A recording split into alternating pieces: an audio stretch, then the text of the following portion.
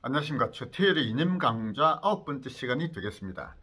저는 지난 이념 강좌 5번째 시간부터 좌파가 만든 프레임 깨기라는 제목으로 강의를 해왔습니다. 이념 강좌 5번째에서는 좌파를 진보라고 부르고 우파를 보수라고 하는 것은 좌파들이 만든 프레임이다, 그들이 만든 상징 조작이다 하는 얘기를 하였습니다. 그래서 우리 우파를 스스로 보수라고 부르지 말자, 이런 말씀을 제가 드린 바가 있었습니다. 이념 강좌 6번째 시간에서는 좌파가 만든 프레임 깨기 2번째 강의를 하였습니다. 개인주의라고 하는 것에 대해서 좌파들이 해왔던 비난이 얼마나 그릇된 것인지에 대한 말씀을 드렸습니다. 개인주의야말로 개인을 가장 우선으로 하는 우파적 가치의 핵심이다 라고 말씀드렸죠. 그런데 개인주의라는 것에 대해서 너무나 좌파들이 더 씌워놓은 나쁜 이미지가 많기 때문에 그 용어를 쓰기보다는 자유주의라는 말을 쓰자라는 제안을 제가 하였습니다. 그리고 이념 강좌 7번째 시간에서는 좌파들이 만든 프레임 중에서 3번째, 반독재 민주화운동이라는 허상에 대해서 말씀드렸습니다. 독재는 나쁜 것, 민주는 좋은 것이라는 프레임을 좌파들은 만들었고, 그들은 민주화운동을 했다는 것만으로 온갖 보상을 다 받고 그것을 계속 울거먹고 있는 중이라고 말씀드렸죠. 민주주의라는 그 말 자체가 잘못된 번역이다, 이런 말씀을 제가 드렸고요. 민주주의라고 할 것이 아니라 대중정치라고 번역하는 것이 옳은 번역이다 라고 말씀드렸습니다. 그리고 이념 강좌 8권에서는 대한민국에서 벌어진 민주화운동이 모두 3갈래가 있었다 라고 말씀드렸고, 그 중에서 협의 민주화운동만이 그래도 우리 역사에서 긍정적인 기여를 한 운동이고, 나머지 2가지 PD 계열의 노동운동과 NL 계열의 반미자주운동은 모두 공산혁명운동이었다라는 말씀을 제가 드렸습니다. 좌파는 그들의 목표를 달성하기 위해서 끊임없는 프레임을 만들고 선전선동을 해왔습니다. 좌파의 전략 중에서 가장 중요한 것을 2가지로 말씀드릴 수 있는데요. 하나는 통일전선 전략이고 또 하나는 진취전 전략이라는 것입니다. 진취전 전략에서 좌파가 내세운 가장 핵심적인 과제는 상식을 지배하라 라는 것이었습니다.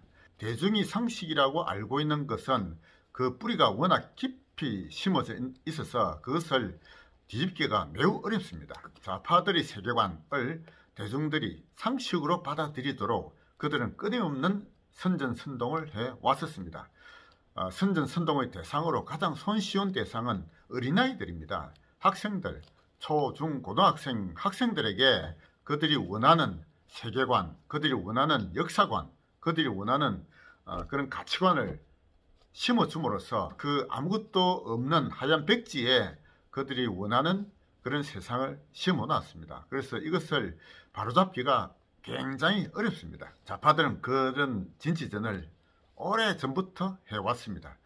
우리 우파가 제대로 된 자유의 가치를 우리 아이들에게 심어주고 그들에게 심겨진 잘못된 상식을 걷어내는 것은 대단히 힘겨운 작업이라고 보아야 합니다. 그러나 우리는 그 일을 반드시 해내야 합니다. 우리 실버 세대가 우리 미래 세대에게 그런 잘못된 상식을 걷어내고 올바른 가치관을 심어줄 막중한 책임이 있다라고 저는 생각하고 있습니다. 오늘 이 시간에 말씀드릴 주제는 그 뿌리가 워낙 깊은 것이어서 참 쉽게 걷어내기는 대단히 어렵습니다.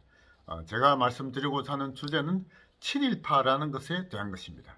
친일파라는 말을 들으면 이거는 뭐 우리 민족 반역자하고 바로 동의어 같이 들리지 않습니까? 우파 진영의 정치권에서도 감히 그 친일파라는 용어에 대해서 그것이 잘못된 좌파의 프레임이었다라고 자신있게 주장하는 자들이 거의 없습니다. 정치인들도 그냥 쩔쩔매고 있고 언론들은 말할 것도 없습니다.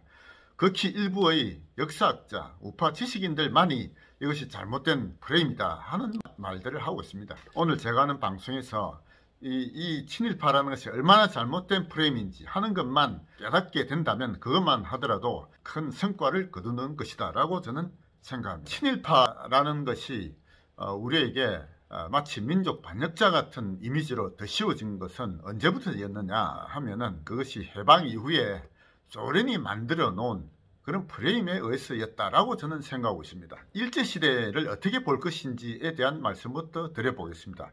일제시대가 우리 민족이 일본인들이 지배한 그야말로 암흑기였느냐, 모든 것을 수탈한 민족의 그야말로 치욕스러운 시기였느냐 하는 것에 대해서부터 한번 다시 생각해 보아야 하겠습니다. 이민족이 지배하였다고 해서 그 시대가 암흑기냐? 저는 그것은 아니라고 봅니다. 제가 앞에서 독재라고 하는 것이 반드시 나쁘냐? 그렇지 않다. 독재가 좋을 수도 있고 나쁠 수도 있다. 이런 말씀 드렸죠. 마찬가지로 이민족이 지배하였다고 해서 그 시대가 반드시 암흑기고 수탈의 시대였느냐라고 볼 수는 없는 것이라고 봅니다. 물론 그런 시대도 있었을 것이고 그렇지 않은 시대도 있었다고 저는 보고 있습니다. 중국의 오랜 역사에서 가장 빛났던 시대를 언제로 보느냐 하면은 청나라의 강건융세 시대라고 일반적으로 이야기하고 있습니다. 강희제, 옹정제, 걸륭제 모두 130년간의 청나라 황제의 지배 기간이었습니다. 만주족에 의해서 한족이 지배당한 기간이었죠.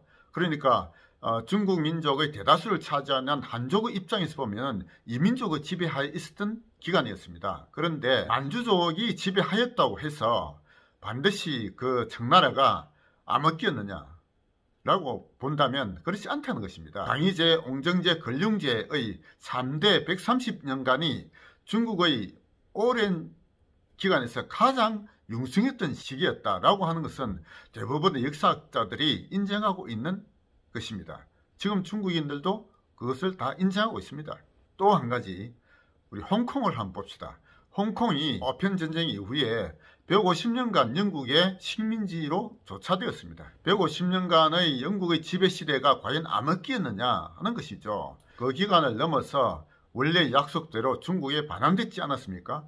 지금 홍콩이 어떻습니까? 시진핑이 홍콩을 실질적으로 지배하려고 하니까 자유를 찾는 홍콩인들이 거기에 저항하고 탈출하려고 하고 있습니다. 홍콩인들이 영국의 지배하에 있었던 150년간의 기간과 시진핑의 지배하에 있는 현재의 기간 중에서 어느 쪽이 더 자유롭고 살기 좋은 시기였느냐 한번 보자는 얘기죠. 만주족이 지배하였던 청나라 그리고 영국이 지배하였던 홍콩 그 두 가지의 사례를 보더라도 이민족이 지배하였다고 하여서 반드시 그 기간이 암흑기고 수탈당한 시기라고 볼 수는 없는 것입니다. 그것을 어떻게 판단해야 하느냐, 결국 그 시기를 살았던 보통 사람들의 삶의 질이 어떠했느냐, 크게 의해서 판단되어야 된다고 보는 것이죠. 일제시대를 우리가 어떻게 보아야 할 거냐 하는 것도 마찬가지 기준을 적용해야 된다고 봅니다. 그 이전의 조선시대와 비교해서 일제시대가 보통 사람들의 삶의 질이 과연 어떠했느냐 그걸 비교해 보자는 얘기죠.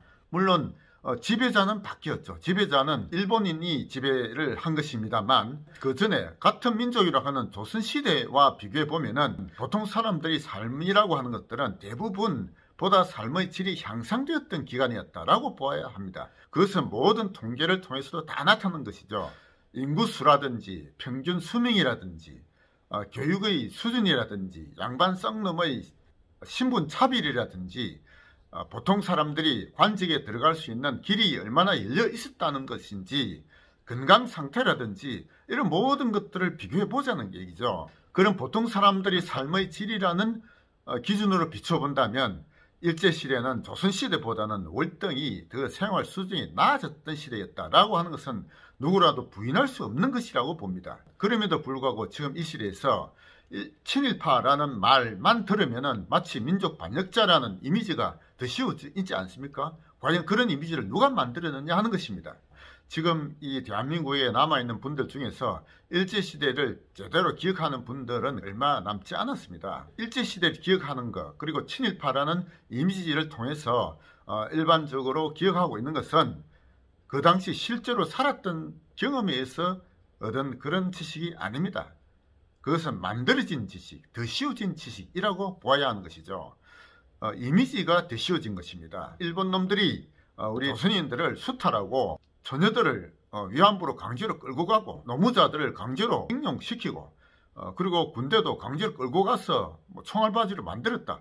이런 이미지가 더 씌워지지 않았습니까? 그런데 실제로 일제시대를 살았던 분들의 기억은 과연 어떤 것이냐? 그것은 그런 이미지가 아닌 것입니다. 저희 부모님만 하더라도 일제시대 때 대마도에서 숯을 굽고 살다가 귀국하신 분들입니다. 부모님들의 기억 속에 있는 일본인들은 대단히 친절하고 약속을 잘 지키고 아주 자유로운 이웃으로 기억하고 있습니다. 그리고 여러 문건에 의해서 나타난 바들을 보더라도 일제시대에 살았던 실제 조선인들이 가지고 있는 일본인들에 대한 기억은 그렇게 나쁘지 않습니다. 오히려 일본인으로부터 배워야 할 것들이 참으로 많다, 이런 얘기들을 많이 하고 있었습니다. 그런데 일제에 대한 나쁜 기억은 어디서 만들어졌느냐? 그것은 조선이 한반도를 공산화시키려고 하는 전략에서 만들어진 선전선동이었다라고 보아야 하는 것입니다. 조선이 김일성이라는 인물을 내세워서 북한을 공산화시키는 과정에서도 마찬가지 전략을 채택했고, 남한을 공산화시키는 방법에서도 역시 마찬가지 전략을 선택하였습니다. 조선은 김일성을 내세우면서 김일성에 협조하지 아니하는 세력을 모두 친일파라는 프레임으로 대중을 선동하라라고 김일성에게 지령을 내렸던 것입니다. 마찬가지로 남한에 있는 공산당에게도 역시 남한의 정권을 잡기 위해서는 대중을 그들에게 따르도록 만들어야 되는데, 가장 좋은 프레임이 바로 친일파라는 프레임이었다라는 것입니다. 정권을 잡았던 이승만을 비롯한 여러 인사들을 친일파로 매도하라. 공산주의자들은 친일파가 아니라 민족 독립을 쟁취하려는 독립군이었다라는 이미지를 내세우라라고 하였던 것입니다. 실제로 김일성이 구성하였던 내각과 이승만이 구성했던 내각을 비교해 보면은 김일성이 구성했던 내각의 친일 전력을 가진 인물들이 훨씬 많았습니다.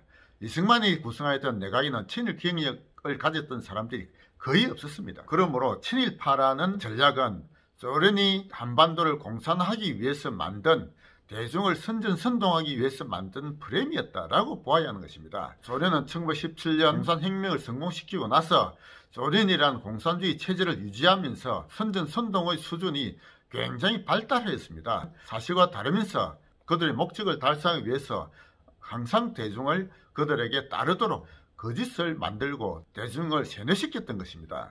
그런 선전선동에 능한 정치장교가 북한을 사실상 지배하였고, 김일성을 꼭두각시로 내세워서 그런 정치 선전을 하도록 하였던 것입니다. 지금 대한민국에서 좌파들도 그런 선전선동술을 그 기본 전략으로 삼고 있는 것입니다. 지금 대한민국에서 벌어지고 있는 친일파라는 이미지를 한번 보십시오. 누가 가장 거기에 맹목적으로 추종하느냐? 나이 드신 60, 70대 분들은 대부분 그런 선전선동에 속지 않습니다. 그런데 전혀 일제시대에 대한 아무런 사실상의 그 경험도 없는 젊은이들이 그런 좌파들의 선전선동에, 잘못된 교육에, 잘못된 역사관에 물들어서 무작정 그것을 따르고 있는 것입니다. 주로 30, 40대들이 대다수가 친일파라는 말만 들으면 민족 반역자라는 이런 이미지를 갖고 있지 않습니까? 그건 누가 만들었습니까? 좌파들이 만든 프레임인 것입니다. 그리고 우파 지도자라고 하는 이승만, 박정희, 전두환에 이르기까지도 그들이 필요에 의해서 친일 프레임을 일부 이용하였다라고 보아야 합니다. 정치 지도자들이 만든 그런 잘못된 프레임을 우리 국민들이 마치 상식처럼 받아들이고 있는 것입니다. 친일파라는 프레임이 좌파들이 그들이 공산혁명을 달성하기 위한 목적에서 만든 잘못된 프레임이다라고 하는 것을 먼저 인정하시기 바랍니다. 그리고 우파적 지도자들도 대중의 지지를 받기 위해서 그 프레임을 활용한 측면이 있다라고 보아야 합니다. 이제 우리 우파 진영은 더 이상 그런 잘못된 프레임에 속아서는 안 됩니다. 친일파라는 프레임 자체가 잘못된 것이고, 일제시대를 바라보는 관점도 대부분 잘못된 것이라고 보아야 합니다. 일제시대는 그 이전의 조선시대에 비해서 보통 사람들의 삶의 질이 훨씬 나아졌던 시대였다라고 하는 것이 모든 통계치를 보더라도 다 인정할 수 있는 것입니다. 오로지 역사적 진실을 바라보자라는 관점만 확실하다면 그것은 너무나 명백한 사실이지 않습니까? 그래서 우리가 앞으로 하여야 되는 것은 그런 역사적 진실을 제대로 찾는 작업을 하여야 하는 것입니다. 오늘 이 시간에서는 일제시대를 바라보는 것도 오로지 역사적 진실을 통해서만 바라보아야 한다라는 관점을 가지자라는 것입니다. 친일파라는 말이 가지고 있는 잘못된 이미지, 잘못된 상식, 이것을 깨뜨려야 우리 우파의 진정한 승리를 가져올 수 있다라고 저는 생각하고 있습니다. 최태일의 이념 강좌 9번째 시간이었습니다.